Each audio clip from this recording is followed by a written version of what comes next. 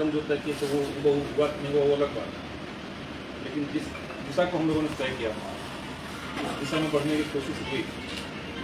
बैठक के तुरंत बाद पूरे मामले का जो निचोड़ है, इस मकसद से हम लोग इस नियमावली के प्रावधान का विरोध करते हैं, एक पर्टिकुलर प्रावधान का परीक्षा वाला जो शर्त लगा दिया गया तो उसको ठीक तरीके से लिखा गया।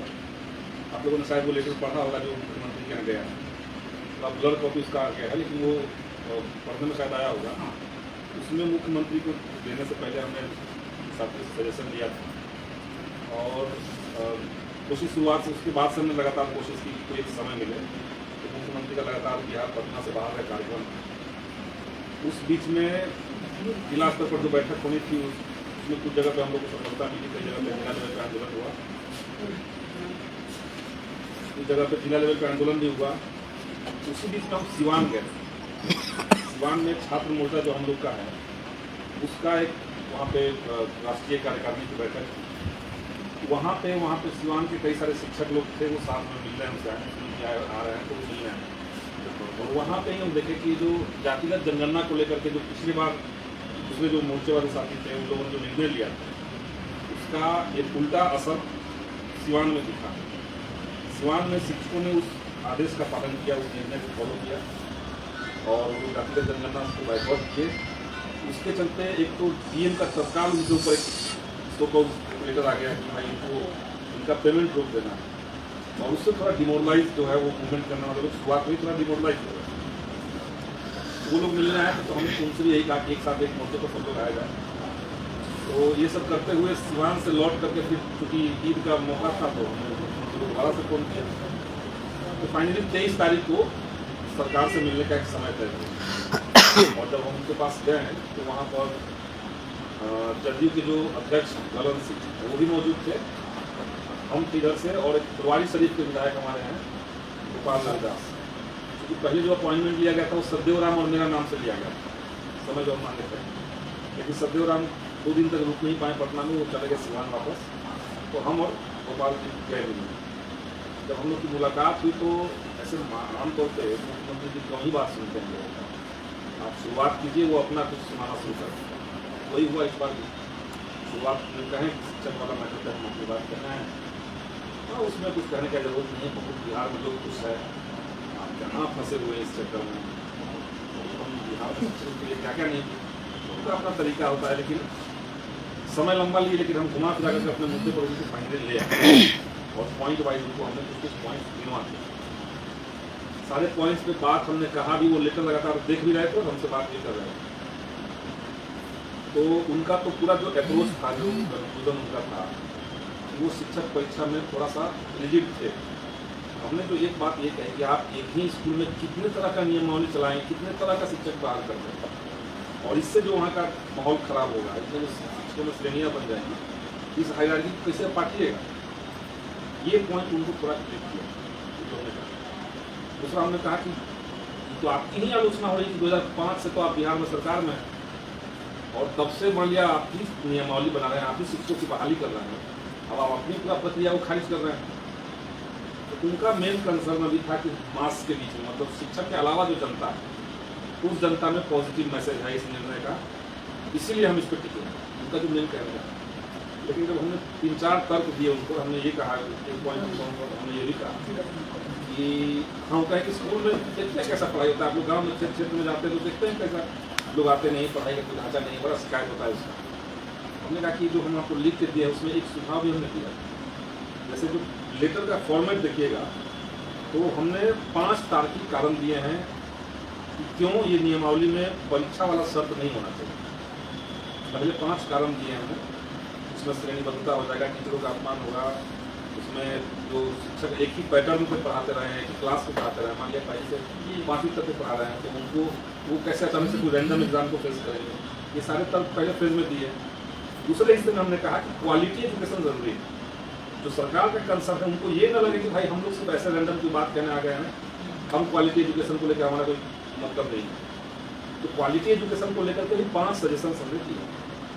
उसमें एक था कि भाई केरल और दिल्ली सरकार ने जैसे अपने यहाँ लागू किया कि वो जो टेम्पोररी शिक्षक की बहाली हुई थी, नियोजित शिक्षक जैसी बहाली वहाँ पर हुई थी, उनको रिगरस ट्रेनिंग दे करके उनको फिर परमानेंट किया गया, उस तरह से किया गया। तो रिगरस ट्रेनिंग आप दीजिए, समय समय पर एक समय अंतराल का ट्रेनिंग दीजिए, ये मांग के की गई। ये सब जब बात हुई तो हमने उनको उन्होंने कहा कि बहुत शिकायत होता है, आप देखते ही होंगे। तो हमने कहा कि शिकायत तो होता है, लेकिन वो शिकायत जब ऊपर के अधिकारियों के पास जाता है तो वो अधिकारी उसको क्या करते हैं, कोई भी DPO DO या DO जाकर के जब स्कूल में जाता है हम लोग शिकायत करने के बाद वो तो पैसा लेके चला जाता है वापस, उसके लिए तो अच्छा है शिकायत होता है। तो ये प्रोसेस का पारदर्शी हो जाएगा तो आधी समस्या तो ऐसे ही समाधान हो जाएगी। अगर जांच में कोई गया, जांच में सच में कुछ कार्रवाई हो जाए, उसका पूरा प्रोसेस पारदर्शी है तो आज दिक्कत नहीं होगी आपको। तो उन्होंने कहा कैसा है, तो हमको लिख के दीजिए अगर कोई दिक्कत आपके यहाँ है तो। मतलब पर्टिकुलर हमारे इलाके का सिर्फ बात नहीं है, पूरे बिहार का, इसलिए 5 सजेशन हमने दिए आपको। जब ये बहुत सारा तर्क हो गया, वो भी कुछ बोले, फिर हमने बोला, तब उन्होंने अपने जो मुख्यमंत्री कार्यालय के प्रधान सचिव हैं, IAS अधिकारी होते हैं, वो दीपक कुमार, दीपक जी को उन्होंने बुलवाया कि थोड़ा उनको भेजिए। दीपक जी आए, उन्होंने कहा कि शिक्षक बहाली पे आए हैं, कम्युनिस्ट पार्टी के हैं, लेकिन तभी देखिए विरोध कर रहे हैं, क्वालिटी एजुकेशन का हम लोग बात कर रहे हैं, तो इनका पॉइंट कुछ देखिए तो क्या है पॉइंट में। बोले कि और कोई मामला है, तो हमने छात्रों वाला भी मैटर को सामने रखा, उसको तो बोले कि नहीं, उसको तो कोई बातें नहीं है। बोले देखिए वो तो एलिजिबिलिटी टेस्ट था, सीटेट बीटेट का तो एलिजिबिलिटी का टेस्ट है, उसको परीक्षा कहाँ से करता है, नया कुछ आया है।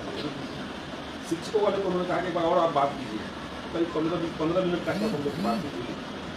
फिर हम दीपक जी से कहें कि चलिए बात करते हैं, तो दीपक जी के बगल में चैम्बर जाता है, वहाँ उनसे डिटेल से बात हुई। लेकिन दीपक जी का ये था कि परीक्षा वाले को तो फिलहाल वही करेंगे जो करेंगे, हम तो नहीं करेंगे, कुछ और सजेशन देना है आपको। हमने कहा सजेशन मेरे पास बहुत सारा है, लेकिन हमें सजेशन नहीं देना, हमको परीक्षा वाला ही हमें समझना चाहिए।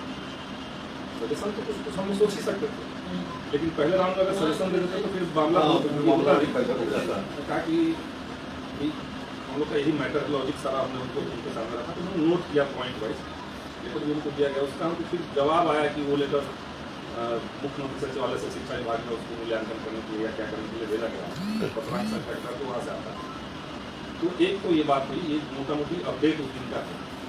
ललन सिंह जी कुछ एक शब्द भी नहीं बोले, मेरी बात को थोड़ा सर हिलाया, मुख्यमंत्री की बात ज़्यादा जोर जोर से सर हिलाया, वहाँ से कुछ आया नहीं। तो एक तो हम लोग उस दिन ये बात किए थे कि मुख्यमंत्री से मिल करके बात पहले पहुँचाया जाए, उनको ये बात हो कि भाई एक हिस्सा है जो नाराज है। हमने उनको ये भी कहा कि ये वो तबका है जो बिहार के हर गांव में, कोई ऐसा गांव नहीं जहाँ पर शिक्षक नहीं, तो आप समझिए कि आपके खिलाफ अगर माहौल है ना तो नीचे कर जाता है, तो हम लोग सबके लिए नुकसानदायक है, हमने इसमें वो कहा दिया। तो उन्होंने कहा कि लेकिन बड़ा लेवल पे लोग खुश हैं, तो लोग कह रहा है कि उनका अपना है।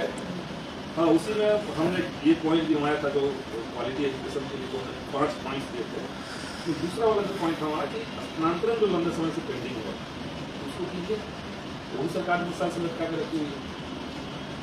अब उसमें क्या हकीकत तो क्या नहीं, लेकिन उन्होंने जो कहा, उन्होंने कहा कि जब बहाली हो रही थी उस समय जो कुंवारी लड़कियां थी उनके लिए हम स्थानांतरण का इंतजाम किया, उनकी कहाँ से आगे रहे, महिलाओं के लिए था, विकलांगों के लिए था, और हम लोग मानते रहते कि सबके लिए आप CBIT का स्थानांतरण, हालांकि उनको हो सकता है याद ना हो, उनको याद नहीं हो क्या चल रहा है नीचे, लेकिन शिक्षा विभाग करना कि वो करेंगे। उन्होंने कहा कि जल्दी आने वाला है, ये तो करते हैं स्थानांतरण वाला में।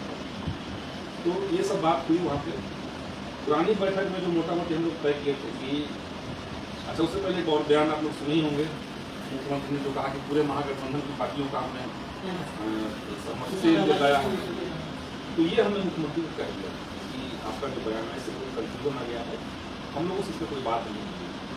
बोला आपको नहीं शायद पता होगा, आपके पार्टी के सुप्रीमो को हमने, उनसे मेरी बात हुई, हमारी पार्टी में सुप्रीमो तो होता नहीं है, तो हमारी पार्टी में तो महासचिव होता है।